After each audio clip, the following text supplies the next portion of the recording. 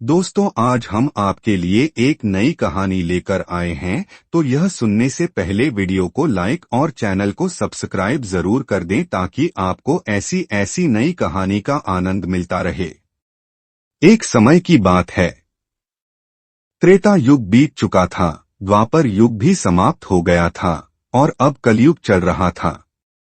संसार में पाप और अधर्म का बोलबाला था, पर कहीं न कहीं भक्तों की भक्ति और श्रद्धा अब भी जीवित थी।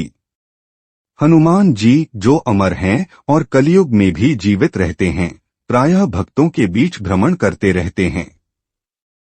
कभी साधु के वेश में तो कभी किसी बूढ़े के रूप में वे भक्तों की परीक्षा लेते हैं और उन्हें आशीर्वाद भी देते हैं। इस बार उन्होंने सोचा क्यों न इस आधुनिक युग को जरा करीब से देखा जाए। उन्होंने वानर रूप में अपना पारंपरिक स्वरूप धारण किया, गदा हाथ में, शरीर पर सिंदूर और सिर पर स्वर्ण मुकुट। वे चलते चलते एक आधुनिक महानगर में पहुंच गए, जहां ऊंची ऊंची इमारतें, भीड़ भाड़, ट्रैफिक और शोर था। शहर की गलियों में घूमते हुए हनुमान जी को एक ठेला दिखाई दिया। एक आदमी रंग बिरंगे बोतलों से बर्फ के गोले बना रहा था। लाल, नीला, पीला, हरा, तरह तरह के रंगों में डूबे हुए बर्फ के गोले लोगों को बड़े लुभावने लग रहे थे। वहां एक बोर्ड लगा था, बर्फ का गोला 10 रुपए। हनुमान जी को यह देखकर जिज्ञासा हुई।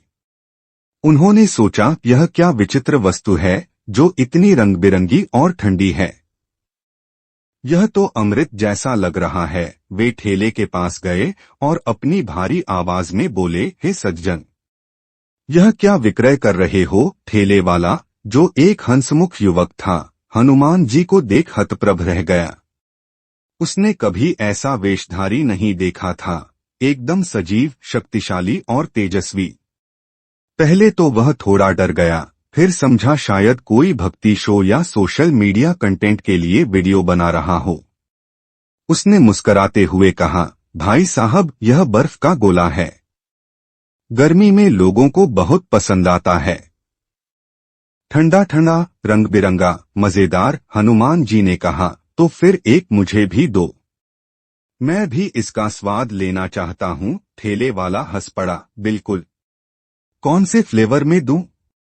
नारंगी, गुलाब, खस, केसर या फिर मिक्स? हनुमान जी बोले, मुझे सबका स्वाद चाहिए, मिक्स दो। कुछ ही मिनटों में युवक ने एक बड़ा सा बर्फ का गोला बनाया, उसे लाल, पीले, नीले रंगों से रंगा और हाथ में थमाया। हनुमान जी ने बर्फ का गोला जैसे ही मुंह में लगाया, उनकी आंखों में चमक आ गई। यह स्वाद तो स्वर्ग के पेयों से भी भिन्न था। ठंडक, मिठास और रंगों का यह समन्वय उन्हें बहुत भाया। वे मुस्कुराते हुए बोले, यह तो अनुपम है। इसे खाने से शरीर को शीतलता मिलती है और मन को आनंद। लोगों की भीड़ अब इकट्ठा होने लगी थी। सब सोचने लगे, ये कोई कलाकार है या कोई असली देवता। एक बच्चे ने धीरे से पूछा, क्या आप हनुमान जी हैं? हनुमान जी ने मुस्कुराकर उसकी ओर देखा और उसका सिर सहलाते हुए बोले, बेटा, हनुमान जी को हर किसी में देखना चाहिए, अपने भीतर भी। ठेले वाला अब थोड़ा गंभीर हो गया। उसने नम्रता से पूछा, भाई साहब, आप सच में कौन हैं? आपका तेज और वाणी कुछ अलग ही है। हनुमान जी ने कहा, तुम्हारा मन साफ है, इसलिए तुम्हें सत्य जानने की जिज्ञासा हुई। मैं वही हूँ जिसे तुम बाल्यकाल से पूछते आए हो। युवक के पांव कांपने लगे। वह जमीन पर झुक गया और कहा, हे पवन पुत्र, मुझे क्षमा करें, मैंने आपको साधारण समझा। हनुमान जी ने उसे उठाया और कहा, तुमने मुझे प्रेम से बर्फ का गोला दिया, वह भी निष्कपट भाव से।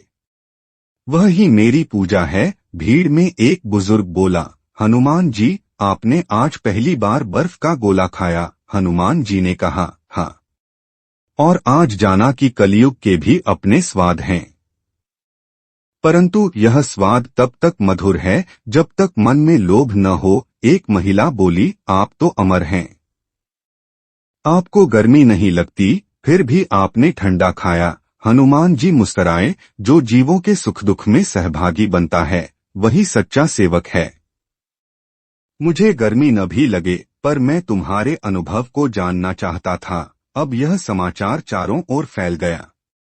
न्यूज चैनल, सोशल मीडिया, हर जगह चर्चा थी। हनुमान जी ने खाया बर्फ का गोला। लोगों ने इसे आस्था और हास्य दोनों रूपों में देखा, पर जिसने देखा वह चमत्कृत रह गया।